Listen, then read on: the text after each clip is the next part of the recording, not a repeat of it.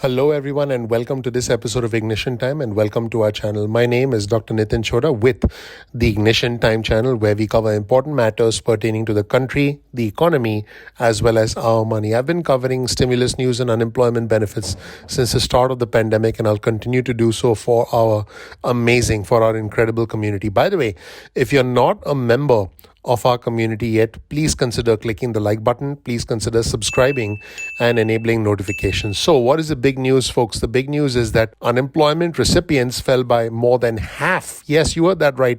More than half after the Labor Day cliff. Now, what is happening here, folks? And here's a headline of an article on your screen from CNBC.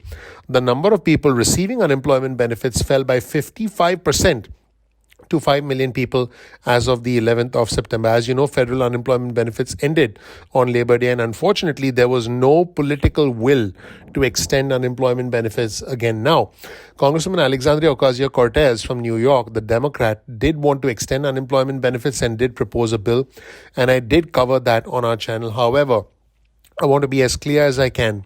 There is no political will between the Democrats and the Republicans. There is no sense of agreement between them to try and extend unemployment benefits. So I don't see that happening. As a direct result, the number of Americans collecting unemployment benefits fell by more than half after the Labor Day cliff. Now, there were just over 5 million people receiving unemployment benefits as of the 11th of September, which is a roughly 55% decline. Think about that for a second. A 55% decline from the 11.3 million individuals who had been collecting unemployment benefits the week prior. Now, this is based on federal data that was released by the U.S. Department of Labor, and we'll show you that data on your screen right now. You'll see this article, this news release, if you will, from the Department of Labor. Unemployment Insurance Weekly claims in the week ending September 25th, the advance figure for seasonally adjusted initial claims was 362,000, which was an increase of 11,000 from the previous week. However, the number of people receiving unemployment benefits has reduced substantially. Yes, has reduced substantially because of the cliff that occurred over Labor Day weekend. Now, individuals who were self-employed, independent contractors, suffered as a direct result of this because the PUA, the Pandemic Unemployment Assistance Program, which was set up as a direct result of the CARES Act back in March 2020, is essentially gone. It has been eliminated. Now, in case you're wondering, will there be some long-term systemic structural change to unemployment benefits so that the independent contractors, the gig workers, the part-time workers, which, by the way, is a growing component of our economy because of the nature of our economy. A lot of us do gigs, we do different kinds of jobs, we do a whole bunch of different things based on our interests, based on what brings in money. If you're wondering, hey, can these individuals actually get unemployment benefits like they did under the POA program? The short answer to that question, the blunt and the honest answer to that question is unfortunately no, because these independent workers were never covered under the original unemployment benefit insurance program, which was actually set up back in the 1930s. So for almost 100 years, unemployment benefits have been designed to help those who had traditional jobs. We're talking W-2 salaries. And only as a result of the pandemic in 2020, were these independent workers, were these gig workers able to get unemployment insurance. Now, the number of ongoing recipients for unemployment benefits is actually likely to fall by millions more in the coming weeks. The 5 million ongoing recipients as of today include about 2 million people who on paper received federal aid through lapsed programs. In other words, if you were eligible for the PUA program prior to the September cutoff date for Labor Day weekend, if you were eligible, you would be getting those benefits now. So a significant portion, 2 million people, are actually receiving federal aid through programs that have actually lapsed. So what is the bottom line, folks? The bottom line is that more than half the people who were getting unemployment benefits prior to the cutoff date, the Labor Day deadline in September, over half the people are now no longer getting benefits.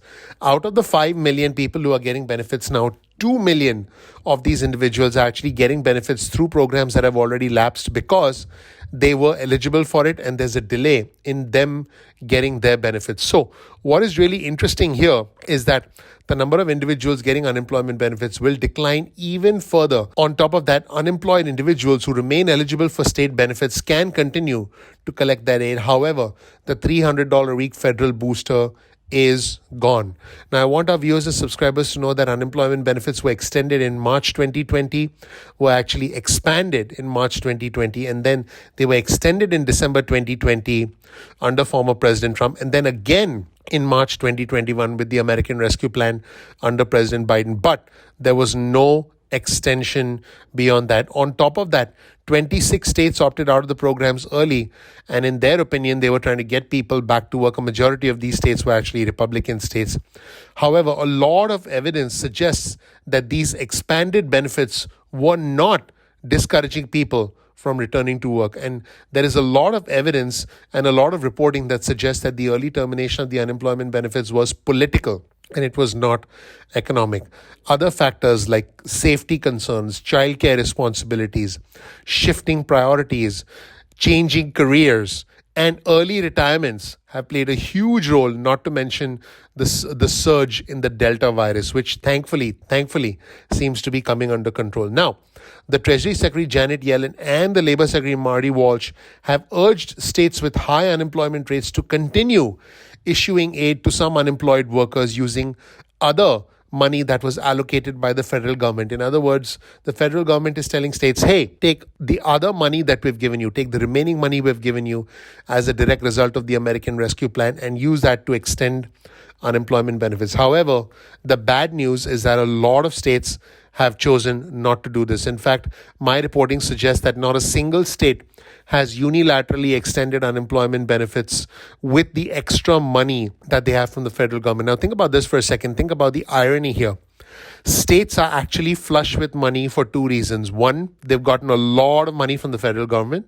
And two, they are earning money from high net worth individuals who can easily work from home and who can easily continue to work remotely. So they are earning money, but individuals who've been badly impacted, the citizens who are the most vulnerable, those in travel, leisure, entertainment, and hospitality, who've been essentially permanently impacted as a direct result of the pandemic, they are not getting the help when they need it the most. And that is a tragedy, and that is a big shift in unemployment benefits after the Labor Day deadline. Please click the like button. Please click subscribe. Please enable notifications. Thank you so much for watching. A ton of effort goes into the creation, the production, the editing of these videos. And you can support our channel by clicking the like button, by clicking subscribe, and by enabling notifications. So please do that. My name is Dr. Nitin Chhoda. This right here is a little bit of information about me. You'll learn more about who I am, what my journey has been like, and why you should listen to me. I want you to know I appreciate you. I'm looking forward to seeing you in the next episode of Ignition Time. Take care. Bye.